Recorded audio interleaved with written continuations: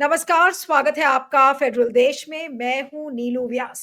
पश्चिम बंगाल इस समय वक्फ कानून को लेकर काफी इस समय तनावपूर्ण है और खासकर जो मुर्शिदाबाद, मालदा और 24 परगनास वाला जो बेल्ट है, 4 डिस्ट्रिक्ट्स का, वहां से खबरें अच्छी नहीं है। और खासकर मुर्शिदाबाद में जहां पर 3 लोगों की मौत हो गई, उसके बाद आगजनी और कुछ व्हीकल्स को जलाने की खबर थी। उसके ऊपर जो कलकत्ता हाईकोर्ट है उसको भी संज्ञान लेना पड़ा और ये कहना पड़ा कि मूक दर्शक बने नहीं रह सकते और बंगाल सरकार पर हाईकोर्ट को ये टिप्पणी करनी पड़ी। और साथ में उन्होंने राज्य की जिम्मेदारी सुरक्षा सुनिश्चित करना है ये बताया है। स्थिति गंभीर और विस्फोटक है, उसको लेकर भी हाईकोर्ट ने इस चीज को लेकर कमेंट किया है। और राज्य और केंद्र सरकार दोनों को एक एक रिपोर्ट फाइल करनी होगी। तो ये वक्फ कानून को लेकर क्यों इस समय माहौल इतना तनावपूर्ण है, पश्चिम बंगाल पर इसका क्या असर पड़ेगा, क्या ये ध्यान भटकाने की एक टेक्निक है? क्योंकि समय पश्चिम बंगाल में अगर आप देखें तो टीचर्स स्कैम, जिस पर हमने परसों चर्चा भी की थी, टीचर्स स्कैम को लेकर काफी विरोध प्रदर्शन ऑलरेडी हो रहे थे। तो क्या ये जानबूझकर एक ध्यान भटकाने की भी कोशिश की जा रही है? आज इस सब पर हम चर्चा करेंगे। हमारे साथ राजीव श्रीवास्तव हैं जो कि सोशल एक्टिविस्ट हैं, हावड़ा से हमारे साथ जुड़ रहे हैं। राजीव जी, आपका स्वागत है। हमारे साथ प्रसन्नजीत बिस्वास हैं जो कि नॉर्थ ईस्टर्न हिल यूनिवर्सिटी से प्रोफेसर हैं। Thank you so much for joining. और मैं राजीव श्रीवास्तव से शुरू करती हूँ कि राजीव, मुर्शिदाबाद में जो हुआ है वो क्या है, वहां की ताजा खबर? क्या वाकई में अभी भी वहां पर तनावपूर्ण माहौल है?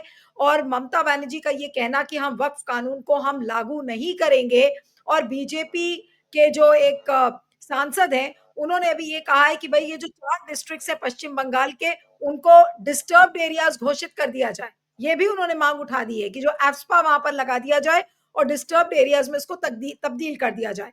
तो ये जो तनातनी बीजेपी और तृणमूल के बीच में शुरू हुई है वक्फ कानून को लेकर, इसको आप कैसे देखते हैं? जी, अनम्यूट कर लीजिए, अनम्यूट करिए। हाँ आपने नमस्कार। आपने बहुत अच्छी प्रश्न किए हैं मैम, और आपने सभी कुछ को तो एक बहुत अच्छा संक्षेप में भी कहा है।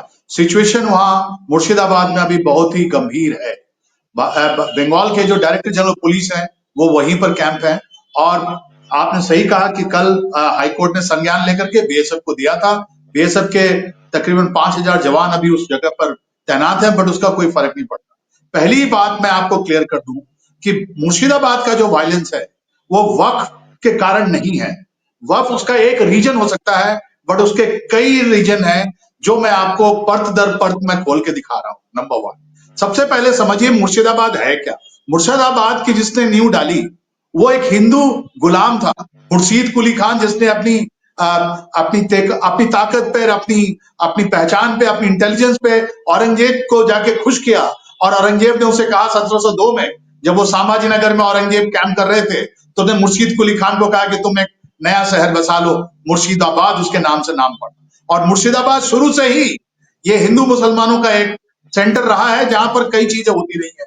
और बंगाल का लास्ट जो नवाब था सिराजुद्दौला, उसको मारने वाला जो है वो भी उसी मुर्शिदाबाद में था, जिसने उसको धोखा दिया रॉबर्ट क्लाइव के साथ मिलके, और फिर उसको अपनी जगह बुलाया और उसके बाद उसकी हत्या कर दी गई।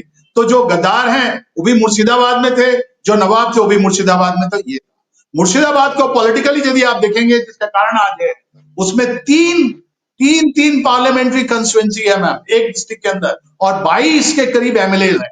राइट, ये उसका इंपॉर्टेंट है। पिछले 2 दशकों से ये जो था, अधीर रंजन चौधरी को तो आप पहचानती होंगी, लीडर ऑफ अपोजिशन थे लास्ट लोकसभा में, वो उनका एरिया था। और ममता बनर्जी लगातार उनके खिलाफ हमला करती रही, और अल्टीमेटली उनको लास्ट इलेक्शन में, चुनाव में, मुर्शिदाबाद का जो दूसरा एक सीट है उसको कहते हैं बरहमपुर, उसी मुर्शिदाबाद में, वहां से उनको हारना पड़ा। और हारा किससे उसने? हारा एक क्रिकेटर से, यूसुफ पठान से, जिनका बंगाल से कोई लेना देना नहीं था। और अधीर रंजन चौधरी ने पूरा मुर्शिदाबाद के लिए जो काम किया, अतुलनीय अतुलनीय अतुलनीय। तो वहां पर एक पोलराइजेशन था, वहां पर एक अच्छे काम, विकास की बातें नहीं चल रही थी, वहां पर 100% पोलराइजेशन था, और वो पोलराइजेशन धर्म के ये पे हुआ था, और उसी कारण अधीर रंजन को ये हारना पड़ा। अब आप आइए वहां की लोकल, इस पूरी चीज को, घटनाक्रम को यदि हम समझें तो 3 स्तरों पर समझना पड़ेगा। एक जो मुर्शिदाबाद के स्तर पे, दूसरा स्टेट के स्तर पे, और तीसरा बांग्लादेश का स्तर। बांग्लादेश के साथ इसका क्या कनेक्शन हो सकता है, बहुत ही गंभीर चीजें हैं। तो सबसे पहले आप समझ लीजिए कि यहाँ पर जो मुर्शिदाबाद में एक जो इनके एक एमएलए हैं, राइट, हुमायूं कबीर, जो तृणमूल के एमएलए हैं 22 में से एक, वो लगातार ये हिंदू मुस्लिम कर रहे हैं। और तो और पिछले महीने उन्होंने कहा था हम 70 तुम 30, हम तुमको 2 घंटे में गंगा में फेंक देंगे। ये बात आप चेक कर सकती हैं। ये इवन ये जो हमारे राष्ट्रीय दल है बीजेपी, उसके जो आईटी सेल के चीफ है, उन्होंने तो कहा था ये बहुत ही गंभीर मसला है। और बार बार जब उन पे प्रेशर डाला जाता रहा है, उन्होंने बार बार इस ध्रुवीकरण करने की बड़ी जबरदस्त चेष्टा की है और उनका साथ दिया है बंगाल के एक मिनिस्टर ने, जो आज भी मिनिस्टर हैं, और उनकी ये हैबिट है कि बार बार पाकिस्तान का नाम बंगाल में लेके आते हैं। तो ये लोकल पॉलिटिक्स जहां पर लगातार एक धर्म के ये पे लागू किया जा रहा, राजनीति की जा रही है, उसका परिणाम जो हुआ है, गतकाल 3 मौतें हुई हैं, 150 से ज्यादा लोग मारे गए हैं और कई चीजें फूंक डाली गई हैं। तो दैट इज पॉइंट 1। इसके लिए वो जो एमएलए है, उनका जो ट्वीट है, उनकी जो भाषण है, जिसका वीडियो सर्कुलेटेड है, उस चीज को आप देख सकती हैं और फिर उनपे अपने कानूनी कार्रवाई की जा सकती है। पर क्यों नहीं हुआ आज तक, ये हमें समझ नहीं आ रहा, क्योंकि स्टेट गवर्नमेंट और सेंट्रल गवर्नमेंट दोनों ना वक्त ठीक है। को लेकर के बंगाल में आप देखिएगा ना, ये तो बात सभी कर रहे हैं, आसाम में कोई नहीं हुआ, बिहार में कुछ नहीं हुआ, उड़ीसा में कुछ नहीं हुआ, झारखंड में कुछ नहीं हुआ, तो बंगाल में ही क्यों? बंगाल में इसलिए हो रहा है क्योंकि यहाँ पर जो शिक्षक की जो नियुक्ति हुई है, उसमें 25,750 लोगों की नौकरियां चली गई हैं और ये एक डाइवर्सिफिकेशन है लोगों का ध्यान हटाने के लिए। ये बेस्ट ध्यान है कि एक रिलीजन के बेस पे एक हिंसा भड़का दी जाए और असली मुद्दे से लोगों का ध्यान भटका दिया जाए। तो एक्चुअली जो टीचर स्कैम है, क्यों नहीं टेंटेड टीचर का नाम देंगे? क्योंकि स्टेट गवर्नमेंट को मालूम है कि जैसे वो टेंटेड टीचर का नाम देंगे, उनके मंत्री जो थे पार्थो, उनको उनका नाम पार्थो चटर्जी उनका नाम आएगा और वो बात बोलेंगे कि पैसा तो पूरा मैंने लिया नहीं, कहीं और भी गया है। फिर उसके देखिए, बाद कई पर्चे खुलेंगी। एक सेकंड, ये डाइवर्सिफिकेशन है। हाँ, तो आप ये कह रहे हैं कि ये एक डाइवर्जनरी टैक्टिक्स है। अब मैं प्रसन्नजीत के पास आती हूँ कि प्रसन्नजीत, आपको क्या लग रहा है मैम एक रह ये गया, जो छोटा सा एक बात बांग्लादेश का रह गया मैम, एक हाँ, नहीं, अब बांग्लादेश मैं का मसला रह मैं गया। आऊंगी आपके पास, समय लिमिटेड है, इसलिए मैं आपके पास वापस आऊंगी। प्रसन्नजीत, आपका व्यू मैं चाहती हूँ कि ये जो प्रोटेस्ट हैं इस समय वक्फ बिल को लेकर, ये क्यों किया जा रहा है? क्या इसको जानबूझकर किया जा रहा है? क्या क्योंकि ऑलरेडी बिल को लेकर बहुत ज्यादा रिजर्वेशंस हैं और बिल को ये कहा जा रहा है कि it's not only anti Muslim, लेकिन ये सारी जो धर्म है उनको अफेक्ट करता हुआ ये एक बिल है। और ममता बनर्जी ने इस समय ये कह दिया है कि मैं ये बिल इंप्लीमेंट होने नहीं दूंगी। इसको लेकर जो प्रोटेस्ट हुए हैं, ये क्या जानबूझकर कराए गए हैं? इस समय हमारे साथ केतन जायसवाल है, जो कि पश्चिम बंगाल प्रदेश कांग्रेस कमेटी से प्रवक्ता है हमारे साथ। केतन, आपका स्वागत है, मैं आपके पास अभी आती हूँ। प्रसन्नजीत, क्या बोलेंगे आप? जी बोलिए। नहीं, मेरे को ये कहना है कि झारखंड और बिहार का नजदीक में मुर्शिदाबाद है, तो बहुत सारे आउटसाइडर्स वहां पे आ चुके हैं, जिन लोगों ने वक्फ का नाम पे वहां पे बहुत बड़ा हिंसा फैलाया है। और ये हिंसा फैलाने में विरोधी शक्तियां सीपीएम तथा बीजेपी का एक बहुत बड़ा भूमिका है। कांग्रेस भी कुछ तरह उसी लाइन पे पब्लिक इमोशन और सेंटिमेंट में वहां पे सांप्रदायिकता प्रतिरोध करने का जो बात कांग्रेस कहते हैं, कांग्रेस उसी बात को वहां पे निपटा नहीं सका। यह है एक बात। दूसरा बात यही है कि पुलिस का जो भूमिका रहा है पश्चिम बंगाल में, हम लोग देख रहे हैं कि पुलिस शांति श्रृंखला मनाने के लिए उसका जान दे के भी बहुत प्रयास कर रहा है। इतना प्रयास के बावजूद भी पुलिस को गोली करना पड़ा, गोली चलाना पड़ा। उसी से सूती में एक मुस्लिम यंग व्यक्ति का मौत हो गया और उसके कारण इमोशनल एक्सप्रेशन बहुत ज्यादा बढ़ गया, तनावपूर्ण रहा। और स्थिति जब तनावपूर्ण होते हैं तब कई दुष्कृतकारियों ने एक माहौल पैदा करके वहां पे हनाहानि का, खूनाखूनी का राजनीति कर दिया। तो इसी चक्कर में विरोधी शक्तियां, विरोधी उपशक्तियां पश्चिम बंगाल में अभी अपना क्षमता पाने का चक्कर में इसको लेके वाकफ कर रहा है। पश्चिम बंगाल में वाकफ कोई मुद्दा ही नहीं है। पश्चिम बंगाल में जिन लोगों ने वाकफ को लेके प्रोटेस्ट कर रहा है, इन लोग सब बहिरागत तथा आउटसाइडर है। कोई बंगाली मुसलमान इसको लिए प्रोटेस्ट नहीं कर रहा है। मैं एकदम क्लियरली आपको कहना चाहता हूं। अभी जिन लोग दूसरे भाषा के हैं, जिन लोग पश्चिम बंगाल में गेस्ट है, इन लोग रास्ता पे उतर के जो वेंडलिज्म दिखा रहा है, कलकत्ता सिटी में वेंडलिज्म किया है मुर्शिदाबाद लेके। मुर्शिदाबाद मुस्लिम डोमिनेटेड डिस्ट्रिक्ट है, वहां पे एक सेक्शन को मोबिलाइज करके बाहर से लोग घुसा के इन्फिल्ट्रेट करा के हिंसात्मक घटना घटा के फायदा लूटने के लिए ये सब मुर्शिदाबाद में करा गया है। अभी पश्चिम बंगाल का पुलिस इसका कड़ी से कड़ी हाथ से दमन करने जा रहा है। साथ में कोलकाता हाईकोर्ट जो केंद्रीय फोर्सेस को मुताबिक करने के लिए जो बोला है, इससे परिस्थिति अच्छा होगा बोल के मेरा कोई आशा नहीं है। मैं सोचता हूं कि पश्चिम बंगाल का सिक्योरिटी पश्चिम बंगाल राज्यों का विषय है, उसमें कोई केंद्रीय हस्तक्षेप का जरूरी नहीं था। इस समय केंद्र हस्तक्षेप करके घोला पानी में मछली पकड़ने का कोशिश कर रहा है। इसी कारण मैं कहता हूं ये सब बहुत बड़ा आउटसाइड प्लॉट है, जिसके साथ बांग्लादेश को जोड़ दिया गया है, जिसके साथ miss interpretation of walk of act को जोड़ दिया गया है और इमोटिव सिचुएशन पैदा करके हिंसात्मक तनावपूर्ण परिस्थिति मुर्शिदाबाद में पैदा किया है। लेकिन बंगाल में सांप्रदायिक राजनीति नहीं चलेगा और तरह तरह का रेसिस्टेंस वहां पे बिल्ट अप होते जा रहा है और ऐसा मोबिलाइजेशन को रोक दिया जाएगा फ्यूचर में। ठीक है, आपने ये कहा कि ये जानबूझकर ये सिचुएशन मुर्शिदाबाद में क्रिएट की गई है। केतन, मैं अब आपके पास आती हूँ। ये जो वक्फ बिल को लेकर, वक्फ कानून को लेकर इतना प्रोटेस्ट और कहीं नहीं हो रहा है सिवाय इसके कि पश्चिम बंगाल में दिख रहा है। अब जो राजीव जी कह रहे थे कि भाई टीचर्स कैंप चल रहा था, उसको लेकर ध्यान भटकाने की कोशिश है।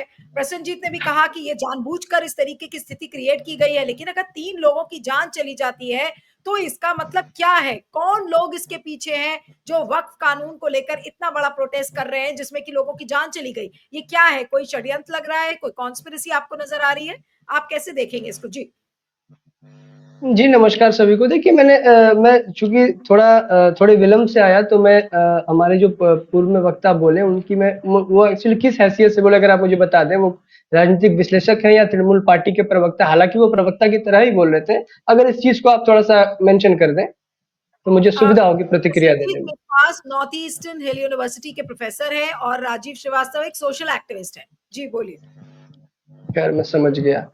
तो खैर, बात ऐसी है। देखिए, बातें कई सारी है, पर अभी जो हमारे माननीय जो हमारे और प्रतिनिधि जो बता रहे थे, उनकी बातों से मुझे ऐसा लगा कि एक नागरिक होने के नाते उनको सारा कुछ पता है कि बाहर से लोग आए, किस प्रकार से वहाँ हिंसा भड़की, क्या मोडस ऑपरेंडी था, कौन-कौन लोग शामिल है। पर बड़ी दुर्भाग्य की बात है कि बंगाल में राज्य सरकार की इंटेलिजेंस, राज्य सरकार की पुलिस, किसी को कोई भनक नहीं लगी। जब यह घटना प्राथमिक अपने स्तर पे थी, जब घटना छोटे स्तर पे थी, उस समय पुलिस मूक दर्शक बनी रही।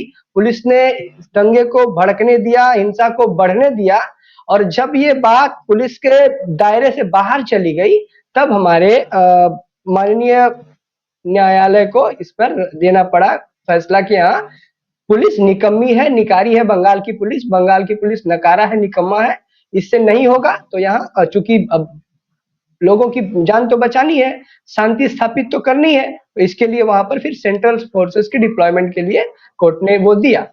अब रह गई बात कि वक्फ जो कानून, वक्फ में जो संशोधन, जो कानून पास हुआ है, वो उस कानून पर विवाद होगा, उस कानून का प्रतिरोध होगा, उसका प्रतिवाद होगा। ये एक स्वाभाविक घटना है, क्योंकि यह कानून जो है मुस्लिम समाज के लोगों के जो धार्मिक अधिकारों है उससे छेड़छाड़ करती है, उसमें हस्तक्षेप करती है और उनको इससे वंचित करती है। परंतु यहाँ सवाल यह है कि मुर्शिदाबाद और मालदा जैसे जिलों में, जहाँ की मुस्लिम आबादी बहुत ज्यादा है, उन सब जिलों में इस तरह के प्रोटेस्ट और ज्यादा बड़े स्तर पे होंगे, ये होना भी स्वाभाविक है। पर उस जिलों में, क्योंकि मैं बहुत रहा हुआ हूँ चुनावी कार्यों से और राजनीतिक कार्यों से, मैं बहुत समय वहां मैंने व्यतीत किया हुआ है लोगों से, हमें बाकी किसी भी पूर्वाग्रहों से निकलकर, बाकी किसी भी कंक्लूजन ड्रॉ करने के पहले हमें उसके इतिहास को जानना पड़ेगा, उस डिस्ट्रिक्ट के बारे में, कि ये वही जिला है मुर्शिदाबाद जहां से, ये वही जंगीपुर, में स्पेसिफिकली जंगीपुर सब डिवीजन की बात कर रहा हूं, जिस जंगीपुर लोकसभा सीट में जहां की 73% मुसलमान मतदाता है, पर उन्होंने 2009 साल में किसे निर्वाचित किया? वहां से एक ब्राह्मण संतान, हमारे पूर्व राष्ट्रपति स्वर्गीय श्री प्रणब मुखर्जी जी को उस सीट से निर्वाचित किया। अर्थात वहां की जो जनता है, वह धर्मनिरपेक्षता की अपने आप में एक मिसाल है कि 73% मुसलमान वाले सीट से वहां किसको निर्वाचित करते हैं? हिंदू ब्राह्मण पुत्र प्रणब मुखर्जी जी को। हमारे उसके पास की सीट आप चली जाइए, उसी मुर्शिदाबाद के बहरमपुर, वहां से 5 बार मुस्लिम, वहां भी मेजोरिटी में उस लोकसभा में भी वहां से 5-5 बार जीतकर कौन आते हैं हमारे लोकसभा में जो कांग्रेस दल के नेता थे श्री अधीर रंजन चौधरी जी। तो अर्थात उस जिला में क्यों हमारे पूरे बंगाल में सांप्रदायिक न कोई माहौल हुआ करता था, ना कभी सांप्रदायिक चर्चाएं हुआ करती थी, सांप्रदायिक तनाव और सांप्रदायिक दंगे तो बहुत दूर की बात थी। पर दुर्भाग्यवश जब से बंगाल में भाजपा का एंटर हुआ है, और अगर भाजपा के एंटर के कारण पे आप जाएंगे तो भाजपा का एंटर हुआ है, तृणमूल ने रेड कार्पेट बिछा के बंगाल में भाजपा को ले आई है। तो जब अगर हम एक देखें, अगर हम एक लॉजिक पे हम बात करें, तो जब बंगाल में भाजपा का नामो निशान नहीं था तो इस बंगाल में कोई सांप्रदायिकता का भी नामो निशान नहीं था, और जब बंगाल में तृणमूल का नामो निशान नहीं था तो इस बंगाल में भाजपा का भी नाम निशान नहीं था। और ये सांप्रदायिक राजनीति बंगाल में तृणमूल और बीजेपी दोनों को ही सूट करती है। हमने 2021 के रिजल्ट्स में देखा, जब एनआरसी, प्रो एनआरसी और अगेंस्ट एनआरसी के बीच में जो वोट विभाजित हो गया, जहां तृणमूल कांग्रेस के सारे जो स्कैम्स थे, सारे जो भ्रष्टाचार थे, उस सारा किनारे हो गए और इलेक्शन केवल राजनीतिक ध्रुवीकरण से हुआ। इसके फलस्वरूप क्या हुआ कि फायदा तृणमूल को हुआ, उसकी सीटें बढ़ गई, फायदा बीजेपी को हुआ जो 3 से 73 हो गई, और धर्मनिरपेक्ष और लोकतांत्रिक शक्तियां जैसे सीपीएम हो गई, कांग्रेस हो गई, वो शून्य हो गए। तो ये राजनीतिक जो धार्मिक राजनीति है, हमने अभी 2024 के चुनाव में भी हमने देखा कि अधीर रंजन चौधरी जी 5 बार के एमपी थे, जिनके खिलाफ विपक्ष भी कुछ नहीं, कोई उनके ऊपर एलिगेशन नहीं लगा पाता, वो भी इस सांप्रदायिक राजनीति के बली हो गए। तो और अभी जो दंगे हो रहे हैं उसमें हमने लोकल, जो कल ही हमारी एक वहां के लोगों से बात हो रही थी, तो जो पता चला कि शांतिपूर्ण प्रदर्शन ही हो रहा था, पर उसमें लोकल तृणमूल के कुछ मिसक्रिएंट्स को उसमें शामिल करा दिया गया, जिससे कि वहां उसको वो उसने एक अलग स्वरूप ले लिया, एक हिंसात्मक स्वरूप ले लिया, जिससे कि नहीं केतन, क्या आप इस चीज को लेकर इशारा कर रहे हैं कि क्योंकि ये राजनीति दोनों टीएमसी और बीजेपी को सूट करती है, तो क्या दोनों ने हाथ मिलाकर इस चीज को प्रोवोक करने की कोशिश की है? क्या ये भी अंदेशा आपको है? जी, ये हाथ मिलाना पहली बार नहीं है। मैंने जैसे आपको उदाहरण, कई सारे उदाहरण दिए ना, कि अभी जैसे लोकसभा इलेक्शन में ही इनका दोनों ने हाथ मिला के यूसुफ पठान जैसे एक प्रार्थी को यहाँ बहरमपुर में प्लेस किया था, और दोनों ने मिलकर कभी तृणमूल के एक नेता ने कहते थे कि हम यह 70% मुसलमान है, 30% हिंदुओं को हम नदी में बहा देंगे गला काट कर। कभी उधर से योगी जी कहते थे कि हम सबको उल्टा लटका देंगे। इसी चक्कर में क्या हुआ कि भाजपा का वोट 2019 और 2024 के बीच में करीब 2 लाख वोट ज्यादा पा गई भाजपा, जिसके चलते अधीर रंजन चौधरी जी 80,000 वोटों से हार गए। तो ये हाथ में हाथ मिलाकर राजनीति करना तो कोई नया नहीं है, ये हाथ में हाथ मिलाने के पार्लियामेंट्री इलेक्शंस अलग चीज है, लेकिन अब तो 2026 में पश्चिम बंगाल के राज्यों का चुनाव होना है, तो राज्य के चुनाव में तो प्रतिद्वंदी है दोनों। जी नहीं, ये फैब्रिकेटेड प्रतिद्वंदी है। ये हमारे आपके सामने टीवी पर लड़ते हैं, सड़क पर लड़ते हैं। बताइए, मैं आपको 60 घाट अगर नहीं होती तो आज इनके भतीजों पर इतने भ्रष्टाचार के आरोप है, वो खुला घूम रहा है, सारे लोग यहाँ अरेस्ट होते हैं। सीबीआई एक जांच, अब आप बता दीजिए, 2011 से जब से इनकी सरकार बन रही है, सैकड़ों जांच होती है, मगर कोई भी जांच अपने किनारे तक नहीं पहुंच पाती है। और उल्टी तरफ हम क्या देखते हैं कि जब भाजपा कोई जन विरोधी बिल पास करती है पार्लियामेंट में, तो वहां तृणमूल कांग्रेस हो हल्ला करके वॉकआउट करके उनको सुविधा दे देती है। और अब क्या हुआ है 2024 में, जबकि भाजपा की सीटें कम हो गई है और तृणमूल की सीटें बंगाल में बढ़ गई है, तो भाजपा की जो तृणमूल कांग्रेस पर जो निर्भरशीलता है, जो डिपेंडेंसी है, वो और बढ़ गई है। इसीलिए आप देखिए 24 के चुनाव के बाद से लगातार बंगाल में बेल होते जा रही है सभी भ्रष्टाचारियों की। और ये जो सांप्रदायिक खेल है, ये दोनों को, जैसा मैंने कहा, दोनों को डिविडेंड दे चुका है 21 में। ये दोनों के लिए टेस्टेड फॉर्मूला है, तो इसी फॉर्मूला के तहत ये लोग अभी आगे बढ़ रहे हैं। ठीक है, अब मैं लास्ट राउंड ऑफ क्वेश्चनिंग के लिए आऊंगी। राजीव, आप ये इस चीज का आप क्या देखते हैं कि ये क्या और जो अलग अलग पार्ट्स हैं बंगाल के, ये वहां पर भी ये फैल सकता है? क्योंकि जब वो बिल्कुल झंडे गाड़ कर ममता बनर्जी ये कह रही हैं कि भाई ये कानून हम लागू नहीं होने देंगे, बीजेपी के एमपी वो ये कहते हैं कि ये जो 4 डिस्ट्रिक्ट हैं आप इनको डिस्टर्ब्ड एरिया घोषित कर दीजिए। इसका क्या मतलब है? बिल्कुल दोनों के तरफ तनातनी दोनों तरफ है। बिल्कुल जी, ये नूरा कुश्ती है। बहुत अच्छी बात कही है इन्होंने, जो प्रवक्ता ने बात कही है, ये नूरा कुश्ती है, नंबर 1। नंबर 2, बांग्लादेश की बात मैं आपको कह रहा था, राइट। ये दोनों पार्टियां, रीजनल पार्टी टीएमसी और उधर सेंटर में जो है हमारी सरकार है, इन दोनों को फायदा है बॉर्डर से। ये बॉर्डर जो है बांग्लादेश के साथ जो है उस पर कोई फैंसी नहीं है, राइट। पार्लियामेंट में भी ये बात डिस्कस हुई थी, सबसे बड़ी लैंड बॉर्डर हम बांग्लादेश के साथ शेयर करते हैं, वहां पर कई जगह फैंस नहीं है और ये दोनों तरफ के लोगों को फायदा है, उसमें इनफॉर्मल ट्रेड होता है। और इस मैंने आपको कहा है और मैं कह रहा हूं कि पश्चिम बंगाल की जो राजनीति है वो वहां पर एक माफिया कंट्रोल करती है, जो 40% पैसा गवर्नमेंट को देती है, 60% खुद रखती है। उनका किसी से मतलब नहीं है। कल लेफ्ट फ्रंट था, आज तृणमूल है, कल कोई और आएगा, वो सबके साथ बराबर पैसा शेयर करते हुए चलते हैं। राइट, तो इसमें जो सर ने हमारे जो कहा कि बहिरागत जो बाहर के लोग हैं, ये तो 2021 का इनके असेंबली इलेक्शन में उनकी जो एक जो उनकी जो पार्टी, उनकी जो एक प्रोफेशनल ऑर्गेनाइजेशन है, उसने दिया था स्लोगन। वो स्लोगन को लेकर क्यों बात कर रहे हैं आप यहाँ कोई बाहर का आदमी नहीं आया है। यदि बाहर का कोई आदमी आया, बांग्लादेश से आया है, और बांग्लादेश बार बार ये दिखाना चाह रहा है कि हम आपके एरिया को जब चाहे तब हम डिस्टर्ब करेंगे। आप देखिएगा 21 जनवरी को वहां बांग्लादेश की मिट्टी पे आईएसआई आया था, और 24 और 25 तारीख को फैक्ट चेक करें आप, यहाँ नदिया डिस्ट्रिक्ट में 4 अंडरग्राउंड बंकर पकड़े गए जिसमें टेररिस्ट छुप सकते थे। ये क्या मतलब है? और बांग्लादेश के एक एमपी पिछले साल आया था सोने की स्मगलिंग लेके, उसके छोटे छोटे टुकड़े काटे गए क्योंकि लोग 600 करोड़ का जो स्मगलिंग का हिस्सा था उसको दिया नहीं गया। तो एक बहुत बड़ा पैसा बॉर्डर से, जिसमें मुर्शिदाबाद है, जिसमें नदिया है, जिसमें ऊपर के चारों तरफ कूच बिहार से लेकर है, वहां गोल्ड स्मगलिंग है, पशुधन है, वहां हर तरह की स्मगलिंग है, और वो कई हजार करोड़ों में है। आप सरप्राइज हो जाएंगी मैम। अब मैं तो आपको रिक्वेस्ट करूंगा, आप अपनी टीम लेके एक बार बॉर्डर की तरफ आइए, तब इनका मुखौटा उतरेगा।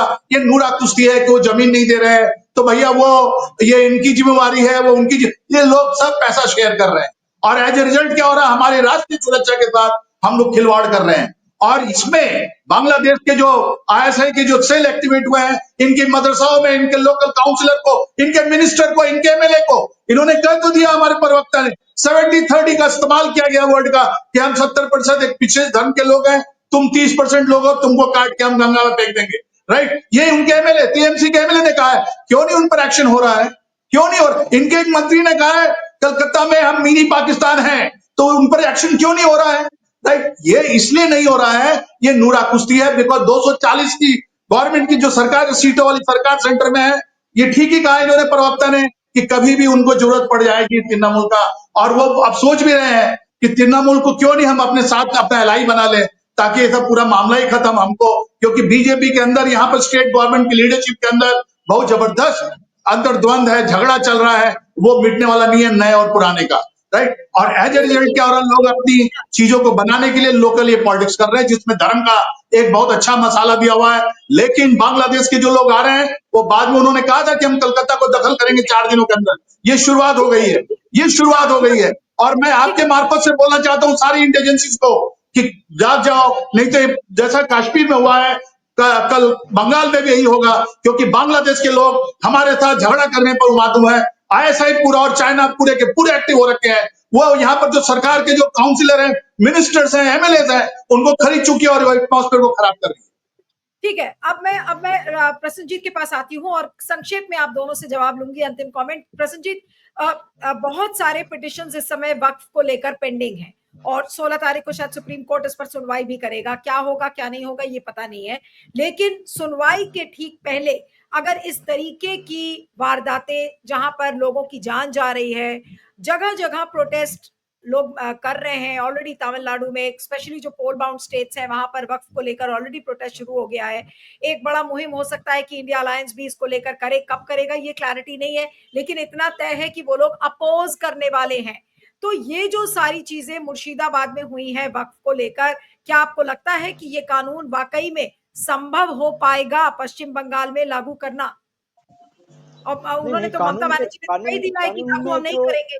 हाँ, कानून में जो अल्पसंख्यकों का प्रॉपर्टी के ऊपर गवर्नमेंट का होल्ड का बात किया गया है, ये सबसे बड़ी ऑब्जेक्शनेबल चीज है, और इसके ऊपर प्रतिवाद तो होना एकदम तय है, ये बात सही है। अभी बांग्लादेश का नाम पे जो डिस्कोर्स यहाँ पे बना रहा है, हमारे बॉर्डर प्रोटेक्ट करता है बीएसएफ। यदि बॉर्डर में कोई ब्रीच हुआ है, इसके लिए बीएसएफ स्क्वायरली रिस्पॉन्सिबल है, और कोई रिस्पॉन्सिबल है नहीं। बंगाल में बांग्लादेश का नाम लेके एक श्रेणी का लोगों ने बहुत सारे राजनीति करते हैं, भ्रम फैलाते हैं। इन लोग किसी भी चीज बॉर्डर में जब होते हैं, इसके साथ इस्लामाइजेशन का एक संपर्क ढूंढ के निकालते हैं, और एंटी मुस्लिम बात करने में इसका बहुत आसान हो जाता है, और ऐसे तरह एक इस्लामोफोबिया फैलाने का कोशिश हो रहा है बंगाल का समाज में। लेकिन बंगाल और बंगाली समाज इस्लामोफोबिया को कभी टॉलरेट नहीं करेगा। बंगाल में हिंदू मुस्लिम विभाजन करने का जो राजनीति है वो सभी समय डिफीटेड होगा, आज भी डिफीटेड होगा, कल भी डिफीटेड होगा। इसलिए वाकफ लेके जिन लोग इसको हिंदू मुस्लिम ट्विस्ट करना चाह रहा है, वो बंगाल का प्रशासन अपने तरफ से बहुत ढंग से संभाल देने के लिए तैयार है, और इसके कारण डीजीपी भी वहां पे गए हुए हैं, सारी व्यवस्थाएं किया गया है ताकि हिंसा और ठीक है, कहीं फैला ना है। तो इसके ठीक है, कारण ठीक है, अभी परिस्थिति नॉर्मल का तरह जा रहा है, ये मैं आपको ठीक बता है। सकता हूँ। आप ये कह रहे हैं कि परिस्थिति नॉर्मल की तरफ जा रही है। केतन, अंतिम कमेंट आपसे संक्षेप में, क्योंकि इसके बाद ठीक इसी चैनल पर अगले लिंक के साथ हम अंग्रेजी डिस्कशन को भी आप सभी लोगों के साथ शुरू करेंगे। क्या कहेंगे केतन अंत में? जी। सर, आपकी बातें सुन के ना मतलब मैं बड़ा सरप्राइज़ हूँ कि आप पहले सेगमेंट में आपने लगभग आरएसएस का एक वो रख दिया था सामने और अभी आप आके तृणमूल कांग्रेस का पक्ष रख दिया। आपने बड़ी अच्छी आपने नहीं, वो आप नूरा मेरे को कुश्ती एड्रेस और मत कीजिए, आपका बात आप रखिए, आपका बात आप रखिए, जी, मेरे को मैं एड्रेस बोलिए, बात मत कर रहा हूँ, कीजिए। मैं बोलिए, अपना ही बोलिए। बात कर रहा हूँ। नहीं, मैं खत्म अपनी करिए बात बात। कर रहा हाँ, हूँ, मैं बोलिए, अपनी बोलिए, बात बोलिए कर रहा हूँ। प्लीज। अब रह गई बात की जो बातें आ रही, बात सही है कि यहाँ बंगाल में वो नूरा कुश्ती ही चल रही है, क्योंकि हम अगर देखेंगे कि भाजपा का सबसे बड़ा चेहरा इस राज्य में जो है, वो तृणमूल कांग्रेस द्वारा से इम्पोर्ट किया गया है, शुभेंदु अधिकारी, जिस पर कई सारे भ्रष्टाचार के वो लगे थे और अभी वो बंगाल में हिंदू जगाने का उसने ठेका ले रखा है। बताइए, हिंदुत्व की इतनी खराब स्थिति आ गई है कि एक चोर जिस पर भाजपा ने एलिगेशन लगाया था स्टिंग ऑपरेशन करा के कि वो चोर है, वो आज भाजपा का सबसे बड़ा चेहरा है, बंगाल में हिंदुत्व की बात करता है, लोगों को उस्काता है, दंगा भड़काने की बात करता है। पर उसी शुभेंदु अधिकारी ने अभी 1 महीने पहले विधानसभा के प्रीमाइसेस में बोला था कि अगली बार जब भाजपा की सरकार बनेगी तो जितने मुसलमान एमएलए जीत कर आएंगे हम सबको उल्टा लटकाकर विधानसभा से बाहर करेंगे। आप बताइए कि राज्य की सरकार अगर लॉ एंड ऑर्डर को वो करती है, अगर थोड़ी सी भी अगर मुसलमानों की चिंता होती या फिर लॉ एंड ऑर्डर की भी चिंता होती तो ऐसी बात बोलने वाले पर कानूनी कार्यवाही क्यों नहीं करती है? क्योंकि ये सूट करता, मैं बार बार बताता हूं कि जब कोई हिंदू सांप्रदायिकता फैलाता है वो तृणमूल को बेनिफिट देता है, जब कोई मुसलमान की तरफ से सांप्रदायिकता फैलाता है वो बीजेपी को डिविडेंड देता है। अर्थात बंगाल की जनता भी अब एक चीज समझ रही है कि हम सिर्फ तृणमूल को पराजित करके बीजेपी को नहीं निकाल पाएंगे या सिर्फ बीजेपी को पराजित करके तृणमूल को नहीं निकाल पाएंगे। हमें अगर इस समस्या के निजात पाना है तो हमें तृणमूल और बीजेपी अर्थात बंगला में एक शब्द है बीजे मूल, तो इस सभी फसाद की जड़ें बीजे मूल को एक साथ जब तक हम निर्मूल नहीं करेंगे तब तक बंगाल से ये समस्याएं दूर नहीं होंगी। चलिए, तो देखना होगा कि आगे ये चीजें कैसे संभलती हैं, लेकिन अभी तो सुप्रीम कोर्ट में पहले सुनवाई होगी। सुप्रीम कोर्ट इस पर क्या कहता है, रोक लगाता है, नहीं लगाता, ये देखना होगा। आप सभी का बहुत बहुत शुक्रिया। और फेडरल इंग्लिश पर 5:05 से अंग्रेजी का डिस्कशन शुरू होगा। आप लोग भी रहेंगे साथ में, अरिंदम दास जो लॉयर है वो भी ज्वाइन करेंगे। आप सभी का बहुत बहुत शुक्रिया। Rajeev Srivastava, Ketan, Prasanjit, thank you so much for joining. Thank you.